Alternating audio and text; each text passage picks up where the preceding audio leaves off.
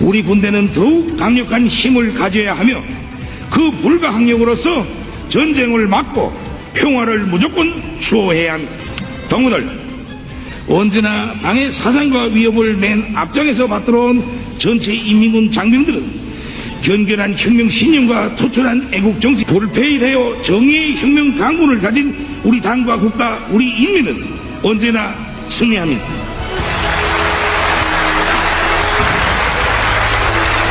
Presiden tampak kagum ketika mendengar pemikiran Kang Deddy, karena baru kali ini ada pemimpin di Indonesia yang berani bicara dengan jujur, santai, namun tetap berbobot, hingga membuat suasana diskusi penuh rasa hormat dan kehangatan.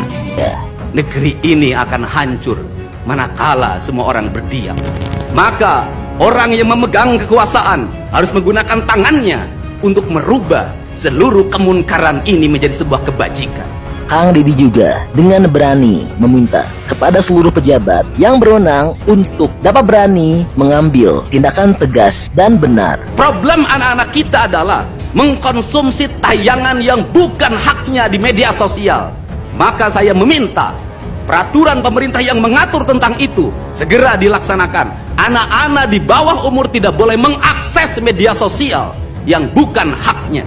Dan KDM juga dengan lantang berani menyindir para pejabat yang hanya peduli dengan uang. Negeri ini sudah sesak dengan uang di kepalanya. Yang akhirnya apa? Pendidikan hanya menjadi ucapan dan tingkatan S1, S2, dan S3. Tapi pendidikan lupa ada nilai esensial yang harus dihidupkan dalam relung hati manusia. Pendidikan Indonesia adalah mewujudkan manusia Indonesia seutuhnya. Mewujudkan manusia Indonesia seutuhnya. Dalam falsafah Sunda disebutnya Pancawaluya. Jager, bager, bener, pinter, singer. Itulah falsafah pendidikan asasi. Bahkan Kang Deddy juga dengan lantang berani menyindir para elit yang bermental pengkhianat bangsa. Semua orang hanya memberikan pengamatan, analisis, kajian. Itulah metodologi yang dikembangkan bangsa ini. Tetapi tidak ada yang berani mengambil solusi, mengangkat mereka di sudut jalanan, dimasukkan ke barak, dididik secara militer, diarahkan menjadi anak-anak yang berguna. Kedisiplinan militer adalah harga mati bagi kemajuan bangsa, bukan musuh. Pandangan-pandangan buruk terhadap militer adalah pandangan-pandangan orang yang takut anak-anak Indonesia bangkit, yang takut anak-anak Indonesia mencapai kemajuan. Mereka takut bangsa ini menjadi bangsa kokoh dan tegap. Mereka ingin bangsa Indonesia menjadi bangsa pemabuk yang setiap hari mabuk akan ilmu pengetahuan, yang setiap hari bertengkar di TV, yang setiap hari bertengkar di medsos. Indonesia merdeka 80 tahun. Gunung gundul, sungai keruh, hutang menggunung, bangunan-bangunan hampir tidak ada yang berkualitas, jalan-jalan mudah rusak, jembatan mudah roboh. Pertanyaannya adalah siapa yang penjajah itu? 1 miliarnya nanti kita akan bawa lagi ke Sumatera, dan kita nggak usah membeli makanan dari sini, nggak usah beli beras dari sini, kita bawa uang, Pak. Karena yang diperlukan oleh pengungsi hari ini adalah uang. Toko sudah mulai buka, warung sudah mulai buka, yang tidak punya adalah mereka uang. Kalau mereka makan mie tiap hari terus juga kasihan juga. Nanti kita bawa uang dibagikan agar ekonominya muter. Cara saya menyikapi sesuatu pakai kitab. Kitabnya itu ada dalam pikiran dan perasaan saya. Saya selalu meyakini bahwa bisikan yang terbaik dalam hidup itu adalah bisikan hati yang terjaga dari puasa. Itu prinsip. Saya nangis, Pak. Kenapa saya nangis? Ada hal yang harus dibicarakan oleh kita. Kita tiap hari ngomong tentang Negara Kesatuan Republik Indonesia. Tiap hari, Pak. Negara Kesatuan Republik Indonesia. Negara Kesatuan. Negara Kesatuan itu negara yang bersatu. Negara yang bersatu itu negara yang tidak terpisah. Dalam kerangka pemahaman Gus Muafik ada 2 hal di situ. Ada Tuhan ketika tunggal, ada Tuhan ketika zamak. Tuhan ketika tunggal disebutnya imanensi, dan Tuhan ketika jamak disebutnya transendensi. Ritualitas kita sudah sangat taat orang Indonesia terhadap ritualitas. Umroh ngantri, haji ngantri. biasa ritualitas kita. Masjid terbangun di mana-mana dengan indah. Tetapi ada dua hal yang hilang, tercerabut dalam tradisi agama kita adalah kita mencintai Tuhan tapi lupa terhadap hukum Tuhan. Hukum Tuhan yang benar, yang tidak perlu ditafsirkan, yang tidak melahirkan mazhab, yang tidak melahirkan kelompok, yang tidak melahirkan ormas adalah hukum alam. Hukum matahari tidak akan pernah berubah. Hukum tanah tidak akan pernah berubah. Hukumnya air tidak akan berubah. Hukumnya udara tidak akan pernah berubah. Tidak perlu pakai tafsir. Karena tidak perlu pakai tafsir, dalam pandangan saya, mencintai Allah berarti tunduk dan patuh pada apa yang ditentukan oleh Allah. Ketundukan dan kepatuhan kita pada apa yang ditentukan oleh Allah adalah ketundukan dan kepatuhan kita pada kausalitas, pada sebab akibat, pada hukum alam, hukum yang universal, yang di seluruh negara sama itu hukumnya. Sehingga seorang nasionalis, dia akan menangis ketika hutannya dibabat.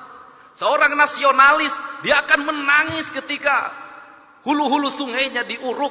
Seorang nasionalis, dia akan menangis ketika mata airnya makin mengering.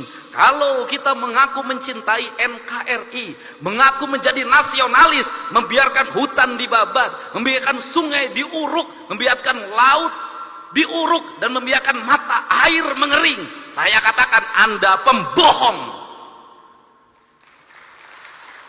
Dan Anda tidak mencintai Indonesia.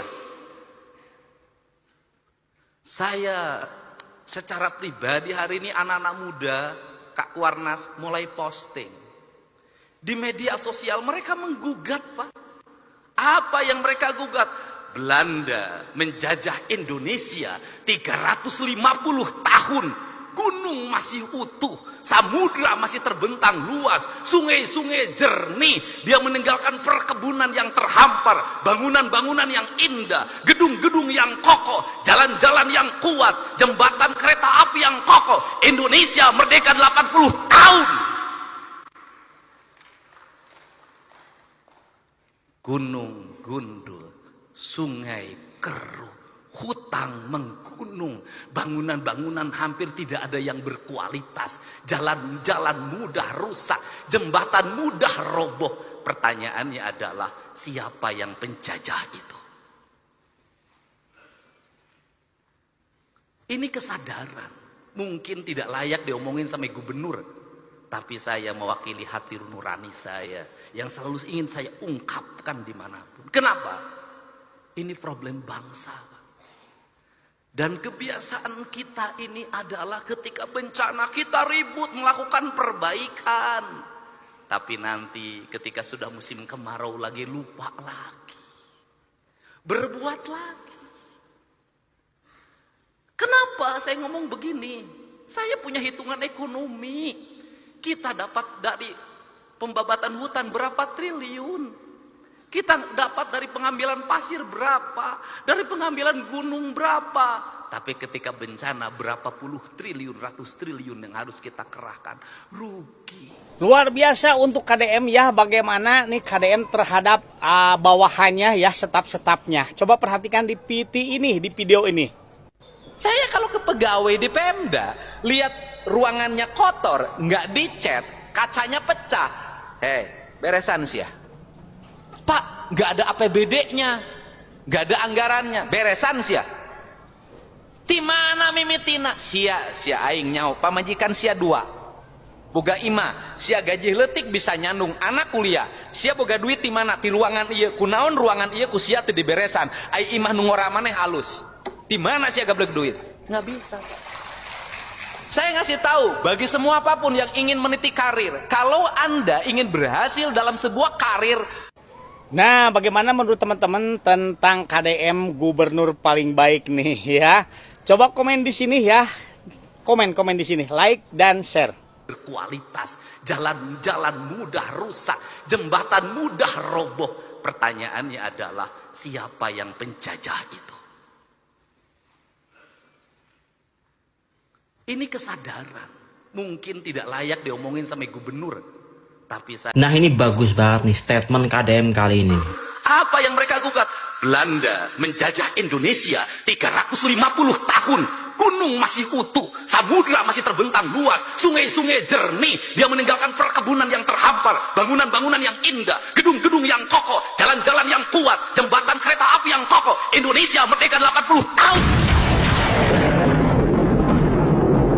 Gunung gundul, sungai keruh, hutang menggunung, bangunan-bangunan hampir tidak ada yang berkualitas, jalan-jalan mudah rusak, jembatan mudah roboh. Pertanyaannya adalah siapa yang penjajah? Nah ini baru mantap nih. Ayo share video ini sampai Prabowo nonton.